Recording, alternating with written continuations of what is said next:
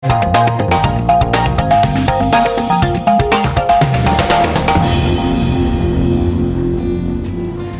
buenas tardes de nuevo, continuamos en Aragón en Abierto preparando este maravilloso pastel de calabacín con gambas y gracias a las estupendísimas manos de Laura que nos tiene aquí esta tarde embelesados porque fíjate qué ojos, qué ojos tiene Laura, Dios mío, que da maravilla estar metido en la cocina con ella, Vaya, vaya, bueno, le vamos a sacar los colores. Laura, primer paso, poner el calabacín a hacer, ¿verdad?, a fuego lento.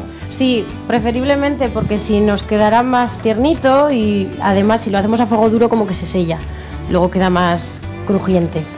Y además te preguntaba, Laura, lo del tema de la piel, porque yo suelo tender a pelar el calabacín. Me decías que no hace falta, ¿no?, que además le da un toque de color. No es necesario porque si lo pelamos el pastel queda muy blanco, queda muy soso y luego al triturar la piel le da un colorcito verde que queda muy bonito, muy apetecible.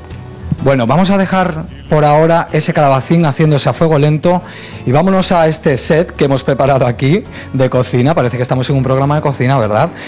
Y vamos a preparar lo que viene a ser la masa, ¿verdad? Hay que poner el pan duro, que mira, yo hacía la prueba antes con Laura y mira, duro como una piedra, ¿eh? Como una piedra, sí señor. ¿Cuántos días lleva este pobre pan aquí esperando a ser cocinado? Ya no me acuerdo. Malo, bueno porque tiene que ser pan duro, pero bueno. Bueno, hay que ponerlo aquí, ¿verdad? Sí, en este bote. Vamos a meter todo ahí en el bote y lo vamos a haciendo. triturar. Ponemos el pan duro ahí, ¿verdad? Nada, con media barra tenemos suficiente, ¿verdad? Un poquito menos de media barra, si no quedará muy duro el pastel. ¿Y ahora qué añadimos? Ponemos la nata para que vaya tomando nata el pan para triturarlo más fácilmente.